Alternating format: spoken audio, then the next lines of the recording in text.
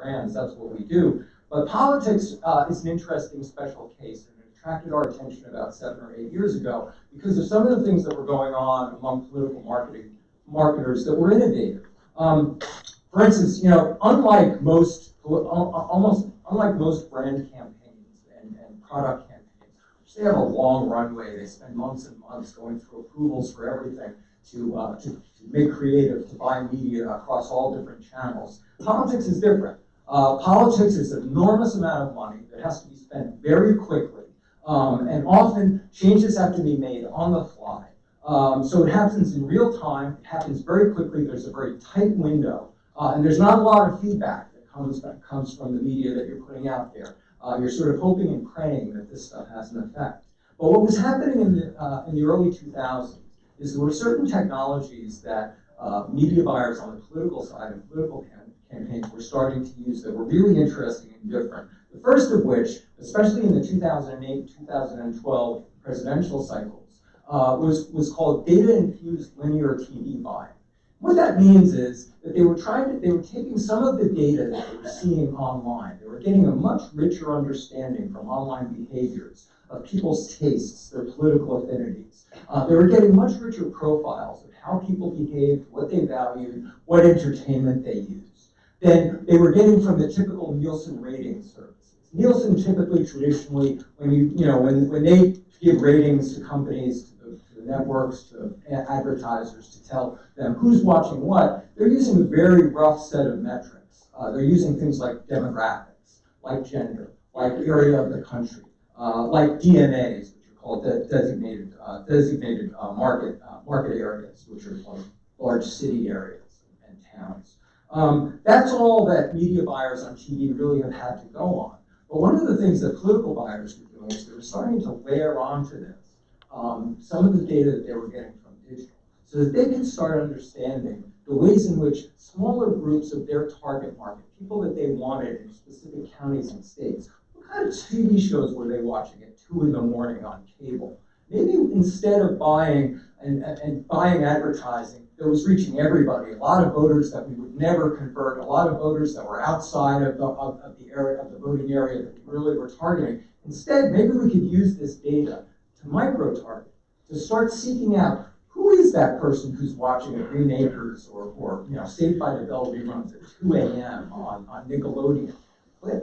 Let's advertise to them. If we advertise to them, we're going to pay a lot less. And we're actually going to get a narrow target of people who are much more likely to be receptive to our message.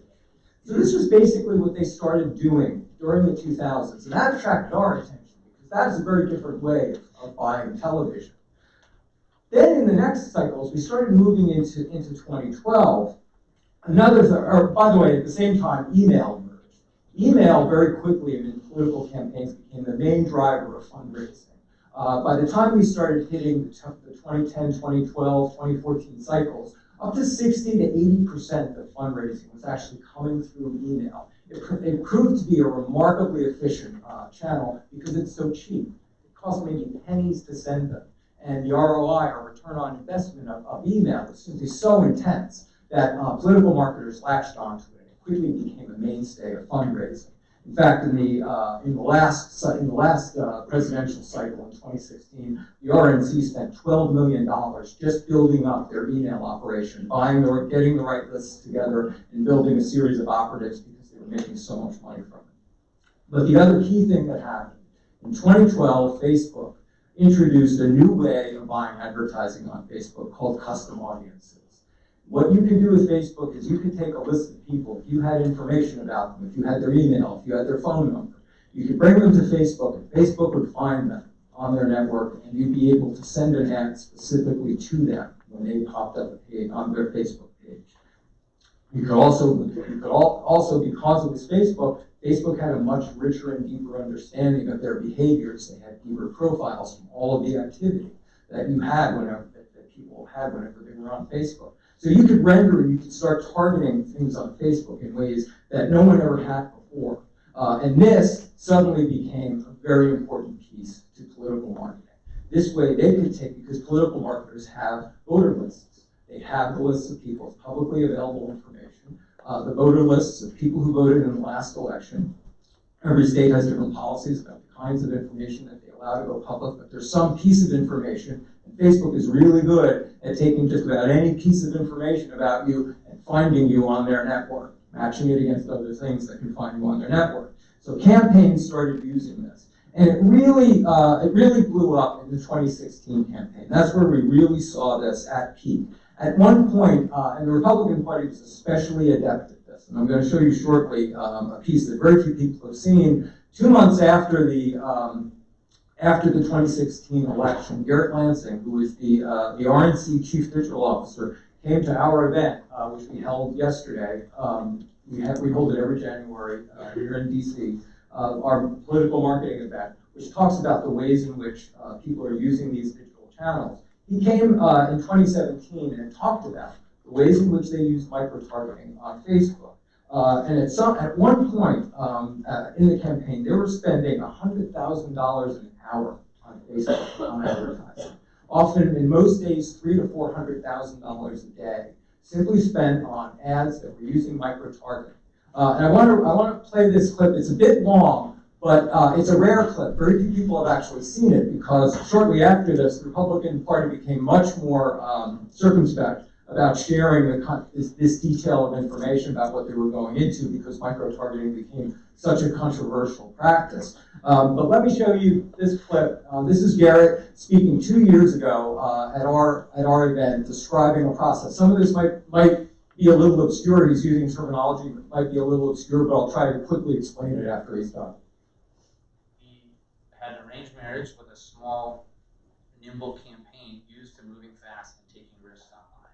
So from the digital department RNC perspective, it was pretty fun because we walked in and all were kind of speaking the same language pretty early on.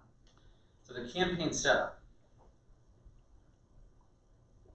In a real-time world, a presidential campaign needs to be able to act in as close to real time as possible. And this is a great thing to say and like put on the wall, but it's really hard to actually do. And it wasn't always perfect. We made a bunch of mistakes. Lots of them were known, lots of them were unknown. But the campaign setup and the things they learned in the primary, I think gave them a lot of confidence to arrange a setup that was able to act in a very close to real time way. So the vast majority of managers just aren't thinking that way. I think they're thinking about managing risk and how to squeeze more out of the traditional structure, and instead the structure needs to be smashed. And I think the Trump campaign did that. They relied on the internet, as I said. They rose the wave on the internet, and everyone else wanted to squeeze everything they could from it, but they didn't rely on it like Trump did. I think that's a very different, sounds like a small distinction, but it's actually a pretty big gap. So this reliance affected the organizational setup. Brad Parscale was the guy who got everything done because he was the one who controlled the medium they relied on so much. So his influence in the campaign was far greater than any other digital director on another campaign. In fact, by the end of the campaign, he was essentially the campaign manager. He is the campaign Their manager. campaign solved the speed issue by being smaller and flatter and growing up essentially on the internet. Being faster than your opponent day after day eventually ends up.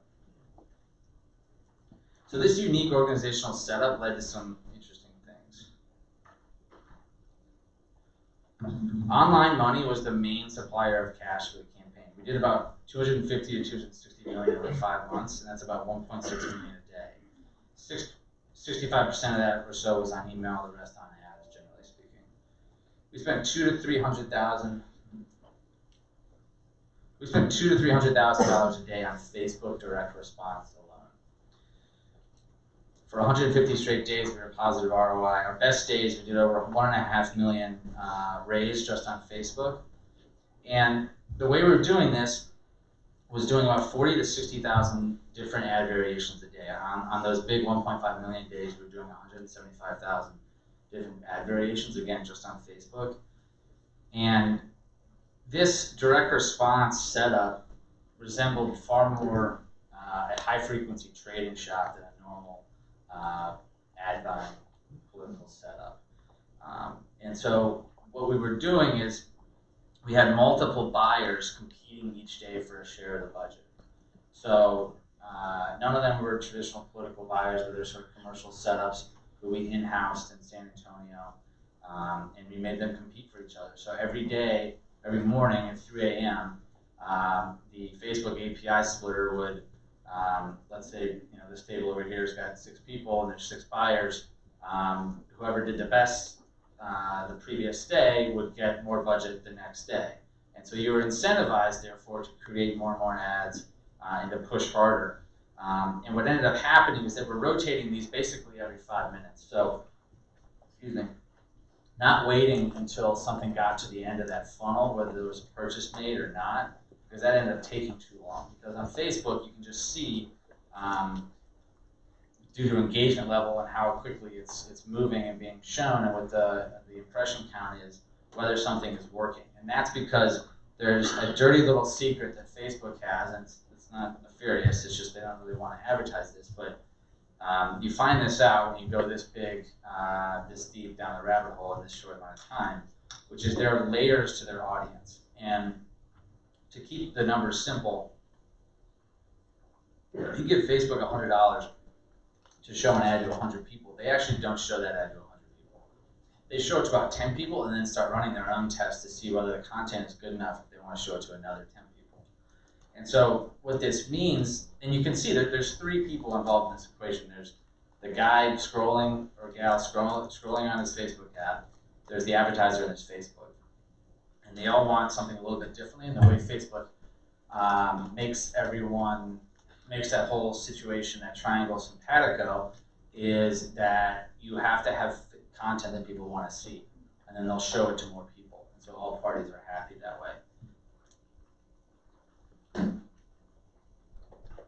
Yeah, so that's the slide that he was showing to illustrate the velocity and the amount that was being spent every hour or every day on Facebook, and at times it went even higher than that. What he's describing there is what we now call, and is now often controversial, micro-targeting. So what happens on Facebook is what they're able to do is to target particular voter groups, and in a rapid-fire way, what he's describing there is they actually are trading in new kinds of creative, new messages that are being traded in every 5 minutes to test and test and test, to see if a particular group is responding to a certain set of messages. If they are, then, as he puts it, we throw fire on it. We start pumping more and more ads like that, not only to that group, but to what Facebook tells us are people just like them elsewhere. That's how Facebook works. That's how micro-targeting works. It's an automated set of tests where you throw a lot of different messages at people and see what works, and you're using engagement metrics. And what that means is you're seeing how are people sharing it, how many people are reading it, how are people saving it or sending it to other people. That's telling you, those are signals that are telling you this is resonating with them. So if in an area of Wisconsin, they're trying to leverage the issue of immigration. Well, they're swapping in a whole bunch of different creative messages. One might be, teasing out the idea of insecure borders. One might be teasing out the theme of legality. Another one on lost jobs. And they're testing and testing and testing until they start seeing what's responding. And then when they do, they really start flooding the zone with a lot of ads that pump that. And basically, they're using it to raise funds. I mean, it's a bit of a misnomer that social media is persuading many people. Most of these guys like Garrett who are using these systems don't really see these as a persuasion tactic. They see it as a money-making tactic. They're driving people for donations, or they're driving people, in this case, to buy MAGA hats and I Hate Hillary t-shirts, which actually proved to be a real moneymaker in that last cycle. So most of social media advertising is really being used to activate the base, to get people, to move people to rallies, or to donate and to buy stuff. And you can see it now, and it's happening already in this cycle. And by the way, all of this is very public. You can go onto Facebook and you can see which politicians are spending how much. So for instance, this is President Trump's official page. And you can see from here that he's already spent $27 million in the last 18 months on Facebook, and interestingly enough, $500,000 just in the first week of January. But the ads that you can find here, and again, all of these ads are now being made public by Facebook, are fairly, anodyne. Support the troops, a lot of patriotic stuff, and really, it's meant to drive.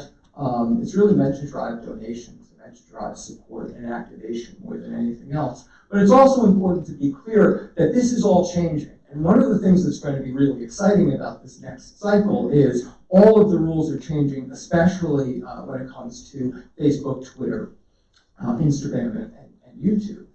Facebook, for instance, now has become much stricter about the kinds of lists that you can upload. So you're no longer going to be able to upload a voter list directly to Facebook and they just go find them. Because Facebook is trying to enact some sort of privacy protections. Technically, you're not supposed to, Facebook does not want people who have not opted in to be advertised to be targeted on their network. So if you simply put if you upload a voter list to Facebook and you ask them to target them, those are people who have not agreed to be advertised to by whoever's uploading the list. My understanding, however, is that there are a lot of campaigns that will probably continue to do this until Facebook catches them at it. So there's a lot of ways in which people are working around the system. Twitter famously says this will not accept political advertising, but there's still a tremendous amount of news sharing that's going on and a high degree of concern over fake news. This is something that I heard a lot of yesterday, was that Google and Facebook and Twitter, they're all trying to solve the wrong problem in some of the protections that they're putting on. If they're limiting political advertising, or in the case of YouTube, they're no longer going to allow the kind of micro-targeting that Facebook was famous for in the last cycle. But that doesn't preclude the use of sharing and publishing various kinds of news items in the ways they proliferate. So now both parties have teams embedded at both the RNC and the DNC. They have teams that monitor social media, and they raise red flags for anything that they consider misinformation or fake news. That's become a major part of the operation for both parties.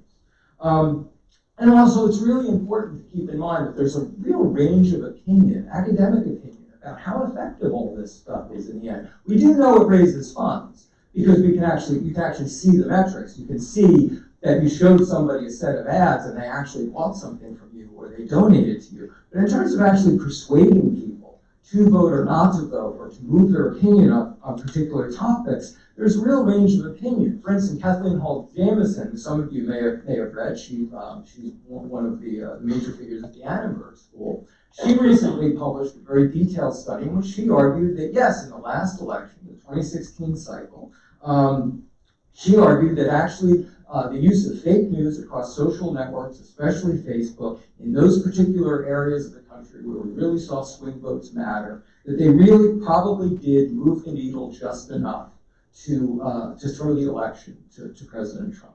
But there are other studies that have counteracted that. In fact, that have shown that people who are very heavy social media users actually, according to research, have much more accurate understandings of the news. When they're tested on the facts around the news, heavy social media users, at least according to some studies, actually do better than those who don't use as much social media. And there are other studies that have argued, look, social media is simply a part of a much larger menu of media consumption that we all have. Trying to isolate any particular channel, whether it's Facebook or Fox News or Twitter or Instagram, and say this is the thing that's really driving people's attitudes, has always been something that most communications and media scholars like me back in the day used to withdraw from because we just don't see the evidence there. So again, it's important to keep in mind when we're thinking about how all of this stuff works, that we don't really know.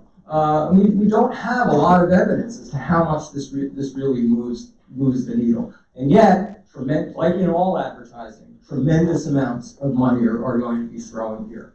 In the last cycle, we saw $5 billion being spent on TV, on the campaign. $3 million of it went to TV, and $1 billion went to digital. And this tells us a lot about how political spending still goes on. Even though digital has become important, it's become the hot point that people are talking about investing in, that's really interesting, TV is still king. We're only starting to see, according from campaign to campaign, the ways in which allocation is changing across media is really very specific to regions of the country, to specific campaigns.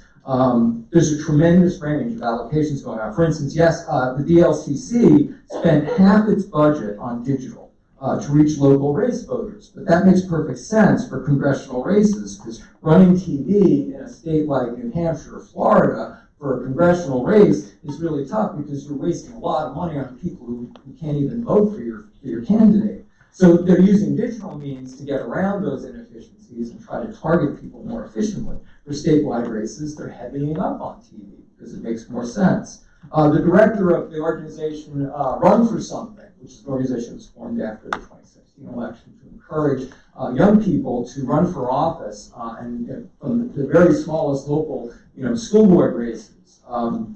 And one of the things that he told me the other day when I interviewed him was at the county and the township level, most of these guys, they need to spend all their money just on handouts so that when they go and knock on somebody's door, they have something to give them. They're not even thinking about Facebook, let alone TV. So all campaigns are different, and a lot of the money is going, all according to where up and down ballot you are, is going in many different directions. But the point is that digital has complicated everything in a lot of different ways. It's widened the menu of possibilities. We now have, and we'll see a few of these in a second, we now have a much broader range of places to spend money. And places to spend money where you're not entirely sure it's working or not. It used to be that just TV and print were the places, and direct mail were the places that you could spend money and not be sure whether it was working. Now you've got a much broader menu of places where you can waste money and not even know whether you're doing it or not. But it's also permanently diffused the audience. It has now, our media habits are so diffused and so fragmented that it has made it difficult for both political marketers and traditional brand product advertisers and marketers to find a sizable enough audience to talk to enough people at one time. The tradition in political advertising was TV. It had the biggest reach, it had the biggest impact, it told a video story, it seemed to be the most persuasive, you could get the most bang for your buck, and no political hack ever lost his job by buying more television. So the money has always been going there, but we're starting to see it fragment. And let me just give you some of the official projections from some of the media forecast companies about where we're going to be seeing the money go in this cycle. This is from Cross Media Research, just talking about video ad spending in 2020. They project that broadcast TV will get $3.6 billion in media spending just from political campaigns, up from $2.5 billion in the 2018 cycle. Digital video will get $1.6 billion, up from $750 million in 2018. And a lot of that's going to be going to Facebook and YouTube. I don't know if any of you have been on YouTube lately, but I cannot run a clip on YouTube without a Mike Bloomberg ad. Obviously, Mike Bloomberg really believes in this stuff because he's buying heavy on YouTube. Cable TV, about $1 billion, up from $0.6 billion in the last cycle. But still, in all of this, we're talking about less than a third of political media spending is going to digital. After all of these years, we're still seeing many campaigns, many national campaigns and statewide campaigns, generally between 20 and 30% of budgets are going to digital. Kantar is another company that traditionally media buyers in the brand space use and consult about where the money is going, and they're very much in agreement. $3.2 billion will be going to broadcast, $1.2 billion to cable, $1.2 billion to digital, $0.4 billion to radio. These are numbers that are really important to marketers, and they're really important to the whole advertising infrastructure that lives off of advertising and media, because they need to know where the money is going in order to figure out where they make their investments.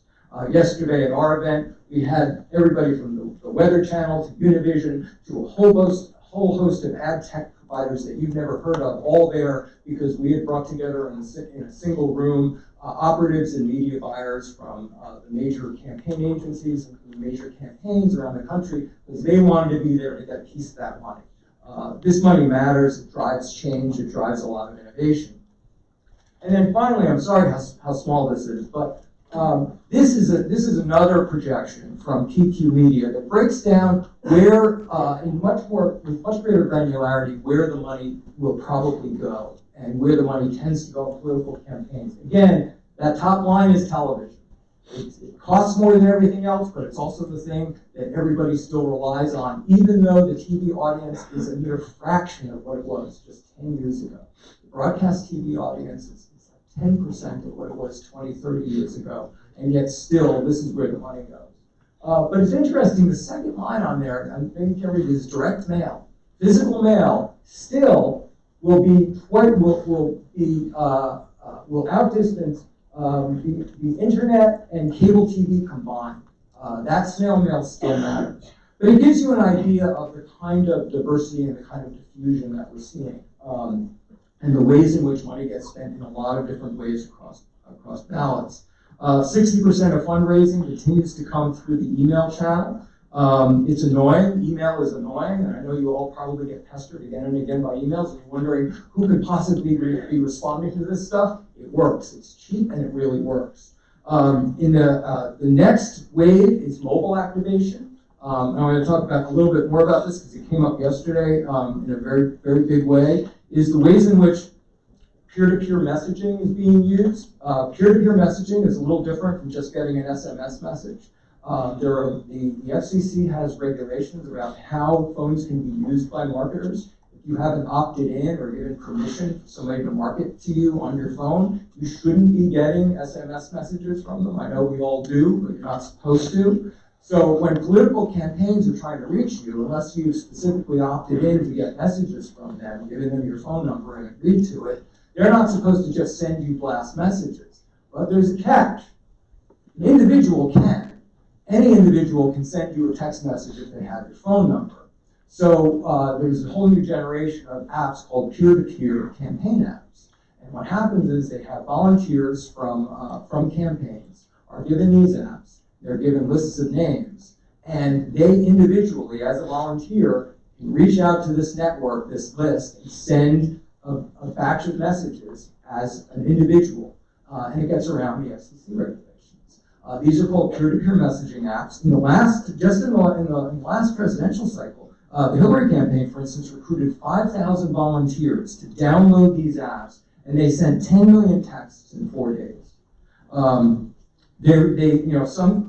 campaigns are actually creating call centers where you have rooms full of people who are actually taking these small little lists and sending peer-to-peer messages and keep on repeatedly hitting the send button to do it. These channels, they're not particularly good at persuasion, but they're very good at organizing. They're increasingly good at fundraising. And these are the things, yesterday, it was probably at yesterday's event, probably the thing that came up the most was the ways in which we're going to see both SMS messaging and peer-to-peer texting really energized in this next election. Even the TV media buyers who get all of the budget, even they agreed that they're probably going to see more money moving to peer-to-peer messaging in this cycle than ever before. Patrick Stevenson, who is the head of the DNC's digital unit, says that at least one presidential campaign that he wouldn't name is now raising more money via SMS than from email. And that's a very big deal. Email has been such a mainstay of fundraising for most campaigns. Move to SMS and move to mobile is a very big shift. The Republicans are saying they haven't seen that inflection point yet. One of the next things that we'll be seeing in this cycle is what's called personalized omni-channel text messaging, and all that means is a lot of the disciplines that they learned on Facebook for micro-targeting, they're going to take and start using both for email and especially for messaging. That means you're going to start getting your profiles that they're able to glean from your Facebook activities, from other data points that they gather from you. They're going to be able to use those to micro-target these SMS messages, so they'll know particular issues that you've responded to elsewhere on the internet. They'll be able to tease out those issues in the messages. That kind of level of personalization and micro-targeting we're going to start seeing in peer-to-peer messaging. And in fact, Kevin Zambrano, who is the digital head of the Republican Party, actually said, and I'm quoting directly, we might blow it all up by the end of this cycle. In fact, he said it's quite possible that we're going to make this so annoying by the end of this cycle that that regulations finally will come in over the ways in which campaigns can use texting. He anticipates that they'll be sending up to 1 billion text messages in the next cycle. Another thing that is changing is the rules around social media, because a lot of social media are sort of pulling back from the micro-targeting that dominated the last couple of cycles. Is they're now either not letting political ads run where they're not allowing that level of micro-targeting, that's going to change the way, some of the people that were there yesterday speculated that it's going to change the ways in which campaigns create messages, that they're going to have to go broader. You know, one of the casualties in the last couple of cycles when it came to political advertising is it got even worse than usual, and that's pretty bad. It got, because you could simply use in a Facebook ad, you could simply swap in different messaging. Nobody really cared what it looked like or what it sounded like, as long as you had these triggers that you could throw into an ad. Now, without micro-targeting, these campaigns are going to have to rethink how they do the messaging. They're going to have to go broader. They're going to need to be targeting broader segments. They're not going to be able to do one-to-one targeting anymore. So some of the campaigns we're thinking might actually be able to get back to broader and bigger messaging. There's also a whole new set of applications and channels that digital has made available that some of the campaigns are exploring. For instance, one of the campaigns yesterday was talking about using the gaming channel, Twitch. How many of you use Twitch? On Twitch? Yeah. This is a big thing for advertisers. It's an enormous amount of time that people are spending in this channel watching other people play games. And the prospects for advertising are tremendous. The prospects for political advertising as well. So that might be some channel where you're going to start seeing political ads pop up. Voto Latino, which is a Texas-based group that was with us yesterday talking about their recruiting strategies, because their job is they're trying to register Latino voters, is they're exploring dating apps. They think dating apps might actually be a good venue to do political advertising. Imagine the possibilities there. It sort of changes the whole idea of a dating profile. The idea is you go where the voters are. And our understanding is voters are not going to TV. But I think one of the biggest things that I got out of yesterday's event is that nobody really has cracked the code in this. We've already seen in this cycle several successes and failures that the professionals can't fully explain, that left a lot of people befuddled. You know, for instance, the Beto campaign. I was with someone who had worked on the Beto campaign and told me about some of the ways in which he really energized Texas voters. He did this famous tour to virtually every town in Texas, and it was a road trip. And he used to do live social media streaming during the road trip. And he would pick people up and give people rides, and he would interview them and let them rant at him. And this was extraordinarily effective. But when he tried it in Iowa, it just didn't work. And nobody knows exactly why it didn't work. But there was but in fact, some of the things that he attempted on social media got mocked rather than praised.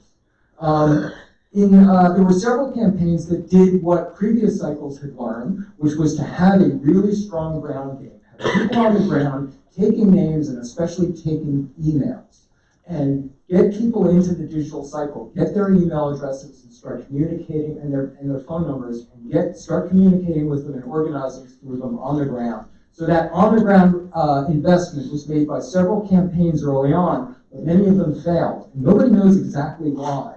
One of the puzzles that needs to be solved in this, the head of Run for Something also said yesterday, is how do you really break through nationally? Because we don't have any real ready explanations. Well, there are a lot of campaigns that did everything right. They did everything according to the book. They were using digital in a very smart way. They were buying TV in the right way. They had a grassroots organization that seemed quite right, that they weren't breaking through. And at least for now, that's leaving a lot of political experts wondering, what is the role of all of this stuff that we're spending money on if it doesn't actually produce what we think it's supposed to produce? There's also some frustration that Steyer and Bloomberg have been able to buy themselves 3 or 4 poll points just by massive TV buying. There was a lot of frustration yesterday and head scratching over this isn't the way it's supposed to work. So despite all of these fragmented audience, all of these digital tools, all of these really whip smart ways of buying audiences, there are still a lot of unknowns out there. There's still campaigns, and this is just like traditional advertising. We don't always know exactly how it works. We keep trying. There are certain channels like Facebook and email where we really get direct feedback, and we know that a very specific message got a very specific response. But in general, where most of the money goes, we don't know. And it's going to be a wild cycle. I will share with you one last thing from yesterday. Anybody recognize that man on his knees? I know, it's small. It's Joe Walsh, who is challenging President Trump for the Republican nomination. Joe appeared yesterday with us, and we interviewed him about the challenge of being an insurgent candidate in a party that really doesn't want him. And this is Joe at one point, literally after having been challenged about some of the incendiary remarks that Joe Walsh, the former congressman, former Tea Party activist, former radio show host, who's made a number of incendiary and racist remarks in the past. Our editor-in-chief on the left challenged him on it, and he literally got on his knees and begged forgiveness from the electorate for all of his past transgressions. This is how weird it's going to get. Anyway, with that, I hope that I gave you some material to think about. I'm happy to take all of your questions. Thank you very much for having me.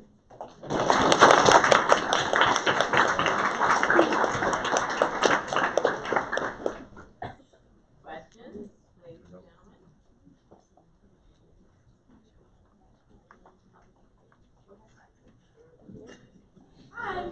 Hi.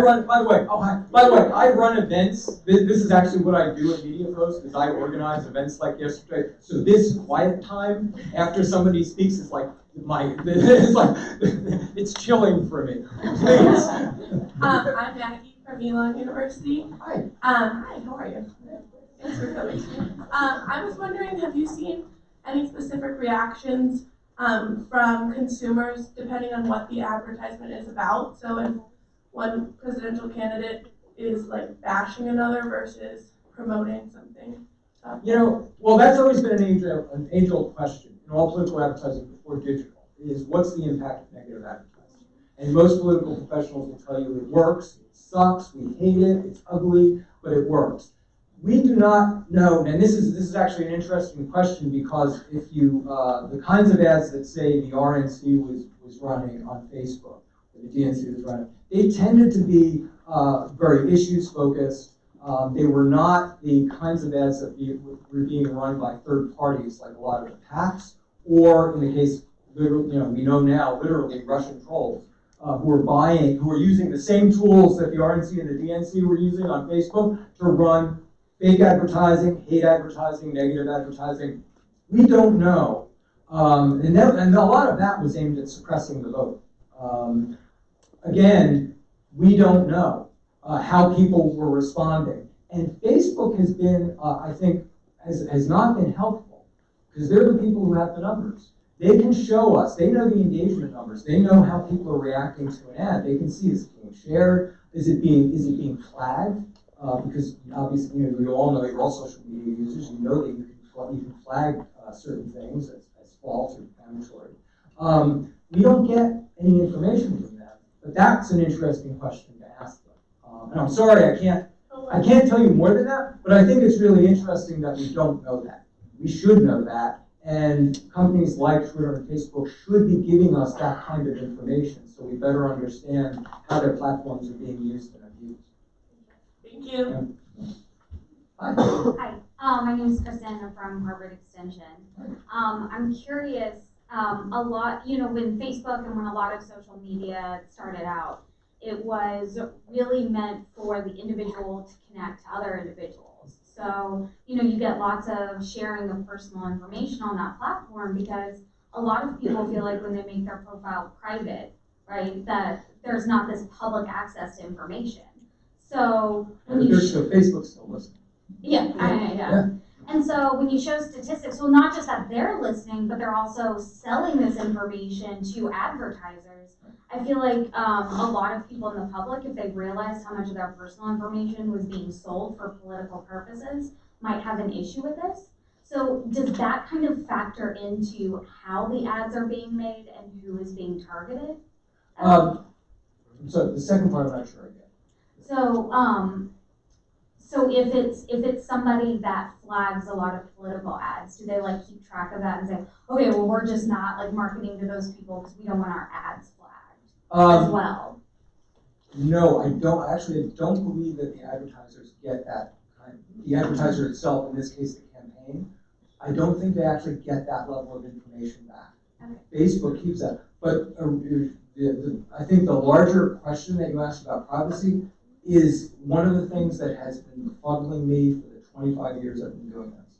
I have written more stories about privacy, about will this be the thing that finally breaks the camel's back when it comes to the public finally caring about this. I have been frustrated personally and stunned at the level of tolerance that we as a people have for the levels of intimacy that these media now have and information that they have about us. And again, I've written the same story at least 15, 20 times over the years. Is this the one thing, is this the violation that finally will do it? Is this, seeing what happens in political campaigning, seeing the ways in which Facebook has acted in the past, will this finally force us to rise up and say no? And so far, no. There are a lot of things that get in the way. People really like their free media. And with Facebook, and they don't necessarily see, we don't personally see the result of that level of intimacy that they have about us yet. But the power that they have is amazing. Consider the offers that you will or won't see, that companies will or won't show to you because of how much they know about you or think they know about you. So, we're seeing some privacy laws go into effect.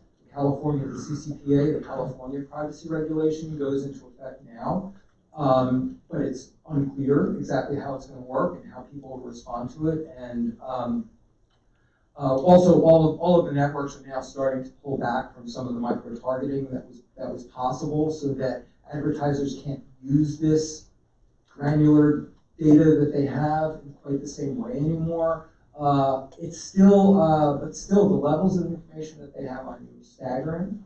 They're scary. They certainly scare me, knowing the level of detail that they have and what could be done with it, the ways in which it could be weaponized by, not only by governments, but by, we've seen it weaponized by governments, especially overseas. So I don't know. My persistent question about privacy is, what the hell does it take in America? Privacy is one of the guarantees of this system. We have it in the voting booth, and every time you go online and you click on something, in essence, you're voting on something.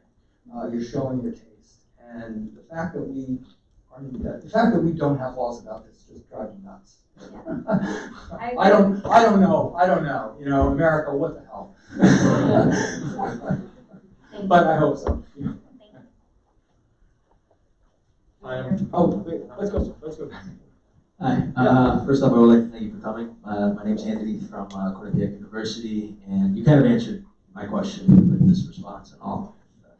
But I'm happy to rant about privacy. Yeah, of course. Should legislation be passed in order to protect our privacy rights from data mining and weaponizing our information, what will the impact be for the marketing and advertising game for the political spectrum? I think that the various advertisers, the advertising trade organizations that complain that you rely on advertising for the internet is a lot of crap. I think that they're selling you a bill of goods. This will barely impact advertising at all. They will still have loads of opportunity to advertise. They don't need this level of detail to do what they need to do. I think, personally, I think that we should have regulations. I think we all deserve it as citizens. We deserve our privacy. And I honestly don't think it will have a tremendous impact on marketing. We're already seeing changes that have no impact. Google is no longer going to be using cookies in browsing. Apple stopped doing it a long time ago. I haven't seen any letdown. I haven't seen the advertising industry hurt one iota by this, and yet they've been claiming for years that they will be, and this will be at the end of the free internet. My feeling is I've been covering these guys for a long time, and I wouldn't believe a word of it. But no, I don't think it will impact it. I really don't, and it shouldn't. But I think they're using it as an excuse for not having to follow any set of regulations. Be careful. Thank you. Hi, Mark Shepard from Central Michigan University. Do you feel that we should be concerned with foreign companies that collect data on your citizens, such as the popular social media TikTok, which I believe is owned by a Chinese company? Right. Yeah. I mean, look, the level of every one of these apps is collecting such a detailed amount of data, physical movements, for instance, individual messages, their ability to penetrate and see all of the messages, no matter what their guarantees about privacy. Yes, I think that all of these things are. I think that we are suffering the results of unanticipated consequences.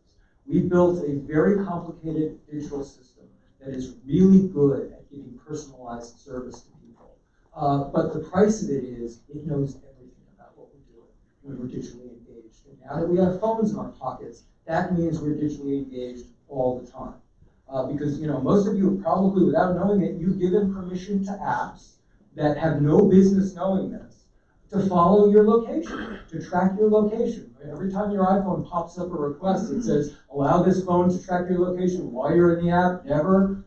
Most people are ignoring that or hitting the wrong button. That means there are apps on your phone that know where you are most of the time. They're tracking it, they're able to use that information. And having I mean, it's bad enough that corporations based here have that knowledge, because we don't know exactly how they use it. There are a lot of different ways in which information can be given or withheld from people prejudicially based on a lot of the presumptions that are made by digital data. I mean, for instance, think about health insurance.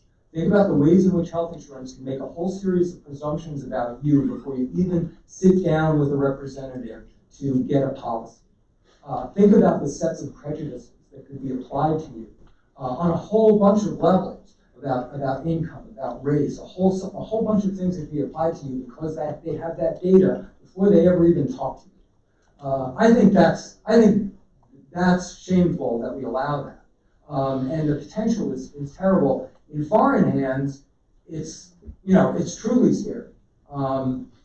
I personally don't know how some of the foreign-based apps like TikTok are how they're really arranged by foreign powers. I think these are fundamental concerns that legislators should have, because I think we're missing when it comes to digital. We somehow early on made the decision that this data was somehow innocuous, or that this was simply standard operating procedure for these digital companies to collect this kind of data, when we never would have tolerated it in any other area of our lives before this. So I think it's a concern. I would certainly want to look into it. Hi, I'm Christine Kowalski from the Harvard Extension School, and I'd love to hear your thoughts if you think companies like Facebook or YouTube are feeling an ethical responsibility to their users as their platforms spiral out of what they could have ever imagined that they would ever be used for, or if they're posturing themselves as such as regulation and public opinion catch up to them. It's all according to who in the organization you're talking about. Personally, I think that both organizations at their upper level, they're always concerned with public relations. Any modern corporation has to be. I think Facebook's responses to Facebook in particular, its responses to it have been really puzzling to me, because as a journalist, I'm wondering, well, who on their PR team is calling the shots here, because they're really giving off a very negative impression of not caring. I think that in this case, in Facebook's case, it really does come from Zuckerberg. I mean, I think that he has convinced himself that his positions are actually the ethical positions, that they're removing them and keeping them impartial. I will say that a lot of the problem here is that these tech companies, Google and Facebook, have never wanted to be put in a position where they're considered media companies. They don't want to be in a position legally to take responsibility for the content that runs on their platforms. That's why they keep calling themselves tech companies and platforms. Even though most of us are getting our media from them, they refuse to call themselves media companies. Because the minute that they do, first of all, there's a whole host of regulations that are going to come down on them, and a whole host of legal liabilities that are going to come down on them. So one of the things we're really seeing here is them trying to skirt that responsibility. I mean, personally, and I say this, I am not partial here. I'm a media person. I've written for a number of magazines and newspapers that have gone under mainly because of the amount of money that left them and went to these platforms that didn't call themselves media companies. So I have my own axe to grind with these guys. But the fact that they're as far as I'm concerned, all of these media companies that are carrying news need to be held accountable for the content on their systems. They need to change their business models so that they are paying for people to do what all journalists have always done and all editors have always done: monitor the damn content on your platforms, take responsibility for it. If there's somebody out there that's going to claim that Mark Zuckerberg is favoring the left or favoring the right because of the decisions he's making, welcome to the damn club. We've been doing this our whole lives. For generations and centuries in American media, we've been accused of bias for the various editorial decisions that we make. That's part of the role of media and part of the checks and balances that go on socially with media. And I think these guys have to take that, and I think that's the root of all of this. It's basically they want to avoid that category of being media companies. One last quick question. Sorry. That's okay. Yeah. Very Yeah. fast. Yeah, sorry, not about privacy. Jason Ryan, Harvard Extension School. Most of the year I live in China, and my question comes from the surprise of seeing influencers so low on that spending list. Yeah. Can you speak to the role that KOLs and influencers are going to play in the next election and beyond, and the threat or presence of click farms and how in the U.S. and how those will help expand that network? Actually, I did not, yesterday at least in my discussions with most of these campaigns, I have not heard much about using the influencer network politically. I think that it's a little bit of a loose cannon when you start doing that, so they're a little afraid of what's going to happen if they really start empowering and legitimizing various influencers. So no, I didn't hear much about that, and I think it also, of course, then once they play into that network, then it does bring in this whole question of click farms. That you can be pumping and artificially be pumping your traffic if you're using influencer networks. But sorry, yeah, I don't think we're gonna see it. I think it's too risky. Thank you. Can you join me in